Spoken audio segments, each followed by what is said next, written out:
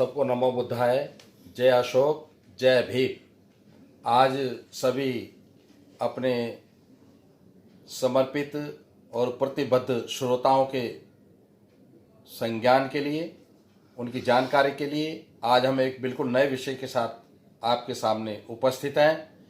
विषय ये है कि बनारस और आजमगढ़ के बीच में जब बनारस से आजमगढ़ जाते हैं तो वहाँ लालगंज नाम के एक छोटा सा कस्बा पड़ता है।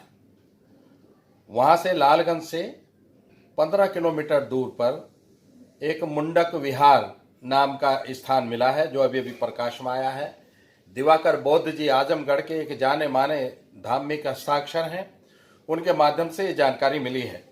उन्होंने अभी हमारे संकिसा के संबंध में जो वहाँ पर रेलिंग के 2 पिलर मिले थे, उनको जब सुना तो उन्होंने हमसे संपर्क किया और उन्होंने बताया कि सर, ये हमारे यहाँ भी एक सम्राट अशोक का स्तंभ है, बहुत बुरी तरीके से उपेक्षित है, खास तौर से सरकार का उधर कोई ध्यान नहीं है। बार बार लिखा पढ़ी भी की, मगर किसी का इसकी ओर ध्यान नहीं है।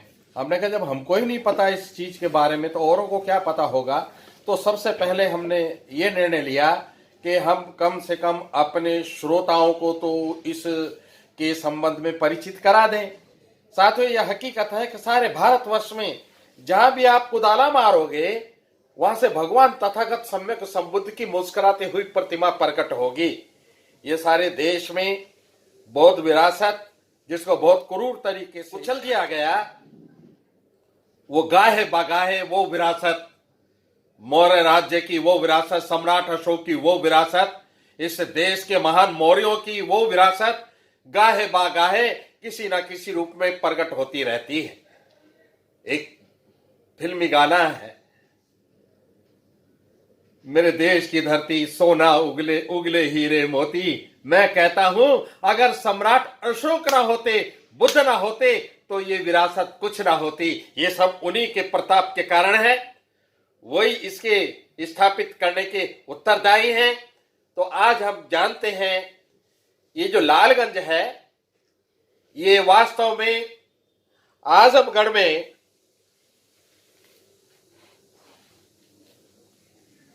जब हम आजमगढ़ के इस मुंडक विहार की स्थिति के बारे में जानना चाहेंगे तो लालगंज आप नेट गूगल सर्च में लगाओ तो वहां का मैप और वहां की सराउंडिंग सारा आ जाएगा। वहां से थोड़ी दूर जाकर के मिर्जापुर का बॉर्डर भी पड़ता है, तो ये आजमगढ़ के अधीन आता है। और सबसे बड़ी बात यह है कि ये जिस जगह का, इसके ऊपर एक शिलालेख है। शिलालेख बताया जा रहा है कि गहड़वाल राजा गोविंद चंद्र, जो महाराजा जयचंद के दादा थे, जयचंद वो महापुरुष है जिसको इस देश के कलम कसाई इतिहासकारों ने गद्दार करके इतिहास में स्थान दिया है। जयचंद के दादा हमारे लिए तो पूजनीय हैं, महाराजा गोविंद चंद्र गहड़वाल। उनकी 2 पत्नियां थीं। एक पत्नी थी कुमार देवी, जिन्होंने एक बहुत बड़ा भव्य बुद्ध विहार सारनाथ में बनाया। जो नालंदा का विश्वविद्यालय है उसमें भी उनके निर्माण मिले हैं। बोध गया में भी उनके द्वारा निर्मित बहुत सारी चीजों के प्रमाण मिले हैं। कई जगह उन्होंने कुशीनगर में भी उनका योगदान मिला है। श्रावस्ती में भी उनके योगदान की उपस्थिति मिलती है। और सबसे बड़ा प्रमाण, ऐतिहासिक प्रमाण, वो ये है कि महारानी कुमार देवी, जो काशीराज की पत्नी थी, महाराजा जयचंद की दादी थी, और महाराजा जयचंद को हमेशा जब वो बच्चे थे अपने साथ रखते थे, और जगत मित्तानंद जो भिक्खु थे वो उनके संरक्षण में कुमार देवी ने जयचंद को छोड़ दिया था। और ये बहुत बड़ी घटना है, मगर इतिहास से छिपाई गई है। तो इन्हीं की एक और रानी थी महाराजा गोविंद चंद्र की। तो जो एक शिलालेख है महारानी कुमार देवी का, जो सारनाथ की खुदाई में मिला, कनिंगम जी को मिला, उनको उस शिलालेख को आप आज भी सारनाथ के म्यूजियम में देख सकते हैं। उस शिलालेख का वर्णन इसलिए भी करना जरूरी था कि जो लिपि, नागरी लिपि, हम देवनागरी नहीं कहते हैं, नागरी लिपि जिस स्टाइल में उस देवी के शिलालेख पर लिखी हुई है, उसी स्टाइल में एक शिलालेख इस लालगंज के मुंडक विहार के स्तंभ पर भी मौजूद है। अब ये बताया जाता है, वहां के दिवाकर बोध जी ने बताया, जो हमको थोड़ा सा मैटर भी उन्होंने उपलब्ध कराया। उनके अनुसार जो एक रानी थी गोसल देवी, अब हो सकता है वो कौशल देवी हो, मगर यहाँ गोसल देवी उसका नाम बताया जाता है। ये भी महाराजा जयचंद की दूसरी रानी थी। इनके एक कर्मचारी थे, अमात्य थे। उस अमात्य ने ऐसा लिखा है आर्कियोलॉजिकल रिकॉर्ड में कि उस रानी के अमात्य का लेख इस मुंडक विहार के लालगंज के स्तंभ पर है। अब ये बिल्कुल नहीं लिखा उसने कि ये स्तंभ जो लालगंज में है ये उसके द्वारा स्थापित है। हाँ, लेख जो शिलालेख को स्थापित करते हैं, लुम्बिनी का जो शिलालेख है महाराजा सम्राट अशोक ने स्थापित कराया था, मगर उस पर बाद के और शासकों ने भी अपने शिलालेख लिख दिए। और तो और तिब्बती भाषा में भी, एक जो तिब्बत की भाषा है भोट भाषा, उसमें एक शिलालेख वहां पर अभी भी लिखा हुआ है। तो ये हो सकता है ये जो अपना शिलालेख है जो इस पर लिखा है वो तो लिखा हुआ हो अमात्य का, गोसालक देवी के अमात्य का, मगर स्तंभ निश्चित रूप से हमारी मान्यता है कि ये चक्रवर्ती सम्राट अशोक की स्थापना है। हमारी इस विषय में बात हुई। इस समय संसार के प्रसिद्ध भाषाविद और पुरातत्वविद, हम सबके आदर के जो प्रोफेसर डॉक्टर राजेंद्र प्रसाद सहसाराम वाले, उनसे इस संबंध में जब बात हुई तो उन्होंने कहा कि बोध जी ये जो शिलालेख इस पर मौजूद है, इस पर ओवर राइटिंग हुई है। इसका मतलब क्या है? सम्राट अशोक का लेख भी उसमें मौजूद है। यदि सम्राट अशोक का वो लेख था अति संक्षिप्त है और उसके ऊपर गोसालक देवी के अमात्य का लेख है। यहाँ एक सबसे बड़ी बात बताने की यह है कि वर्तमान में जो उसका साइज है, उसकी ऊंचाई है शिलालेख की, वो 12 फुट है। 12 फुट का मतलब एक आदमी के ऊपर एक आदमी खड़ा कर दोगे तो उससे थोड़ा सा ज्यादा, तो इतनी उसकी ऊंचाई है। मगर ज्यादातर सम्राट अशोक के शिलालेख 40-50 फीट के मिलते हैं। तो ये भी हो सकता है क्योंकि इसकी मोटाई सारनाथ के स्तंभ की मोटाई से थोड़ी कम है, तो हो सकता है कि ये 40 फुट का रहा हो। मगर एक बात बड़ी उत्साहित करने वाली है, वो ये है कि जो हमको फोटो भेजे हैं दिवाकर जी ने, उसमें एक फोटो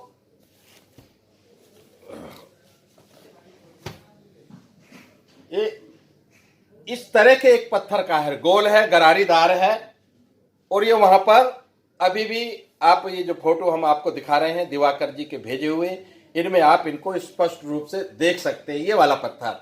अब ये क्या है, थोड़ा सा आपको बता दें कि अयोध्या की खुदाई में ये पत्थर मिला है। अयोध्या की खुदाई में ये पत्थर मिला है, और ये पत्थर मिला है अमरावती के बुद्ध विहार में। अमरावती कहां? आंध्र प्रदेश। वहां का जो बहुत सुंदर, बहुत विशाल स्तूप के भग्नावशेष खंडर प्राप्त हुए हैं, वहां जो आर्टिफैक्ट्स मिले हैं खुदाई में, उसमें ये मिला है। अब आप ये देखिए, ये अमरावती की किताब है। इस किताब में आप ये देख सकते हैं, ये अमरावती से मिला है। जो आप यहां देख रहे हैं ना मुंडक विहार में, मुंडक विहार वाले से इसको मिला लो, एग्जैक्ट मिलेगा। अयोध्या वाले से मिला लो, एग्जैक्ट मिलेगा। अयोध्या भी बुद्ध विहारी है, षड्यंत्रों का मारा है। षड्यंत्र जब छटेंगे तो वो बुद्ध की विरासत वहां भी प्रकट होगी, और समय के साथ हमें तो भरोसा बिल्कुल प्रकट होगी। अब एक चीज आप और देखें, यहाँ जो चक्र जिसको हम कह सकते हैं, जो धर्म चक्र बौद्धों का आविष्कार है और उसमें अलग अलग तरह के आरे होते हैं। किसी में 8 होते हैं, किसी में 16 होते हैं, किसी में 24 होते हैं, किसी में 32 होते हैं, किसी में मतलब अलग अलग तरह के होते हैं। ये देखिए वही पत्थर यहाँ पर अमरावती में इसका बेस, इसका स्टैंड बना के रखा गया है। ये बुद्ध विहार के ऊपर शीर्ष स्थान पर भी मिलते हैं। जब पुराने जो विहार हैं उनमें जो उनकी बुर्जी बनाई जाती है उस पर भी ये मिलते हैं। तो ये सिद्ध हुआ हर प्रकार से कि जो मुंडक विहार है लालगंज का, निश्चित रूप से बौद्धों की विरासत है, सम्राट अशोक की देन है, इसमें कोई दो राय नहीं है। आज हम देखते हैं कि सम्राट अशोक ने सारनाथ में जो 4 शेर की मूर्तियों वाला स्तंभ लगाया था, उसके अलावा भी बनारस में एक मोहल्ला है सरैया। सरैया जो मोहल्ला है उसमें लाट मेख नाम का एक शिवलिंग है। वास्तविकता यह है कि लाट मेख जो है वो सम्राट अशोक का स्तंभ है। वहां पर 1809 में एक बहुत बड़ा दंगा हुआ हिंदू मुसलमान का। अभी तो आज हमें पता चल रहा है ना वो दंगा किस लिए हुआ था। वो दंगा इसलिए हुआ था कि ताकि इस सम्राट अशोक के शिलालेख को खत्म कर दिया जाए। और वो शिलालेख तो खत्म हो गया, मगर उसके टुकड़े कुछ षड्यंत्रों से अनजान पुरोहितों ने ला करके इस सोनैया मोहल्ले में रख दिए और इसके ऊपर तांबे का पत्र चढ़ा दिया और उसके ऊपर सिंदूर लगा दिया। अब उसको शिवलिंग करके वो पूजते हैं। वास्तव में ये सम्राट अशोक का धम्म स्तंभ है। और कई लोगों का ये मानना है कि वो जो दंगे में तोड़ा गया सम्राट अशोक का स्तंभ था वो अलग है, ये अलग है। तो इसका मतलब ये 2 थे और तीसरा वो सारनाथ में हो गया। और एक आज ये मुंडक विहार का लालगंज का दिवाकर जी के माध्यम से जो हमें पता चला है, एक ये हो गया। साथियों, बुद्ध की विरासत समय के साथ साथ प्रकट होती जा रही है। आज बौद्धों का यह कर्तव्य बनता है कि वहां पर ऐसे स्थानों पर अपनी पैनी नजर रखें। क्यों कि आज भी इस जमाने में भी जब सूचनाओं का युग है, हमारी विरासत को तबाह किया जा रहा है, भूला विस्मृत किया जा रहा है। तो वो सावधान रहें। अभी यहाँ पिछले दिनों में गाजीपुर में एक जगह खुदाई में कुछ मिला, उसको कुछ का कुछ घोषित कर दिया। वहां के जो शाक्य संगठन थे, बड़े प्रतिबद्ध, बड़े समर्पित, उन्होंने जो आंदोलन छेड़ा, बाद में उसको बौद्ध विरासत घोषित किया गया। नहीं तो साथियों वो भी सम्राट अशोक की विरासत हमारे हाथ से निकल गई होती। इसलिए मैंने दिवाकर जी को भी कहा था कि आप थोड़ा भागदौड़ करें और इस विरासत को बचाने के लिए जो भी हमारा मार्गदर्शन होगा वो, क्योंकि दिवाकर जी षड्यंत्रों से अनजान हैं, उन्हें पता नहीं है कि किस प्रकार से हजारों सालों की विरासत को एक झटके में तबाह कर दिया जाता है। हमें उसका ज्ञान रखना चाहिए। और पहले जो कुछ हो गया, मगर अब हमें अपनी विरासत को चिरस्थायी बनाने के लिए, जग जाहिर करने के लिए बहुत कुछ करना है। इसलिए आपके सामने ये जितनी बातें रखी गई वो इसलिए रखी गई ताकि आपको पता चले कि जो लोग ये कहते हैं कि सम्राट अशोक ने अपने जीवन काल में जब वो बौद्ध हो गए थे तो 84,000 धम्म स्कंधों का, बहुत सारे लोग कहते हैं ना 84,000 बुद्ध विहारों का ना, 84,000 शिलालेखों का नहीं, 84,000 धम्म स्तंभों का नहीं, इन सबों को मिला के उसमें धम्म स्तंभ भी थे, उसमें शिलालेख भी थे, उसमें विहार भी थे, उसमें चैत्य भी थे, उसमें संघाराम भी थे, उसमें कुएं भी थे, उसमें धर्मशालाएं भी थी, उसमें पशुओं की प्याऊ भी थी, व्यक्तियों की प्याऊ भी थी, मनुष्यों के चिकित्सालय थे, पशुओं के चिकित्सालय थे और धर्मशालाएं थी, सड़कें थी। और जहां जहां भी सम्राट अशोक ने कोई भी स्थान स्थापित किया वो वहां गए। जितने भी भगवान बुद्ध के जीवन से स्थापित 8 स्थान हैं, जिनको पाली में कहते हैं 8 महतीर्थानि, उसमें क्या है, एक उनका लुम्बिनी जहां उनका जन्म हुआ और जहां वो तो वहां सिद्धार्थ पैदा हुए, मगर बुद्ध से जो वो सम्यक संबुद्ध बने, वो बुद्धत्व लाभ किया, वो तो बोध गया में किया ना।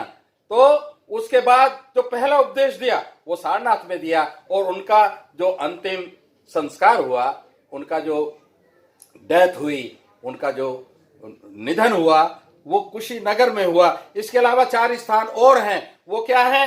राजगीर और नालंदा, वैशाली और आपका श्रावस्ती और संकिसा, ये 8 स्थान हैं। इनको पाली में कहा जाता है 8 महातीर्थानी, 8 महातीर्थ, और इनको 8 ठानानी भी कहते हैं।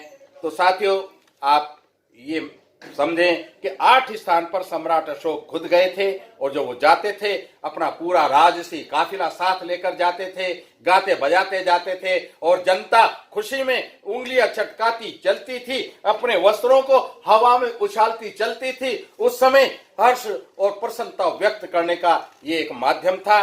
और हमारी अटल मान्यता है कि सम्राट अशोक जब सारनाथ आए होंगे तो इस लालगंज में भी जरूर आए होंगे। मुझे तो लगता है ये लालगंज का जो नाम है वो क्योंकि पत्थर लाल रंग के होते थे इसलिए इसका नाम पड़ा है, या बौद्धों का जो हमारा धम्म ध्वज है जो इस स्तंभ के ऊपर लगाया हुआ है वहां के निवासियों ने, उसमें जो बीच का रंग है, 2 रंग इधर और 2 रंग इधर, बीच का रंग लाल रंग है। तो लाल रंग की बौद्ध धर्म में बहुत महिमा है, इसलिए हो सकता है इस स्थान का नाम लालगंज पड़ा हो। लाल रंग एक जहां पर गति का प्रतीक है, क्रांति का प्रतीक है, वहीं पर यह मध्यम मार्ग का भी प्रतीक है, क्योंकि इन 5 रंगों के बीच में आता है नीला, पीला, लाल, सफेद, नारंगी। तो साथियों, आज हमने जाना इस लालगंज के ऐतिहासिक अशोक स्तंभ के सिलसिले में। अभी आगामी दिनों में हम सम्राट अशोक के 2 स्तंभ, धम्म स्तंभ दिल्ली में स्थापित हैं, उनका एक शिलालेख दिल्ली में स्थापित है, और ये जो कालिका मंदिर है ये पुराना मृत्तकालिका विहार है। इनके बारे में हम निकट भविष्य में आपको जरूर बताएंगे। इन शब्दों के साथ आप इस जानकारी को अपने से अधिक मित्रों को, अपने जानने वालों को, अपने रिश्तेदारों को भेजना। और धर्म अब करवट ले रहा है, धर्म अब दिन प्रतिदिन प्रकट होता जा रहा है, हम उसमें सहायक बने। इन्हीं शब्दों के साथ मैं समस्त श्रोताओं को अपनी ओर से सादर नमो बुद्धाय। जय अशोक, जय भीम, जय संविधान, जय भारत।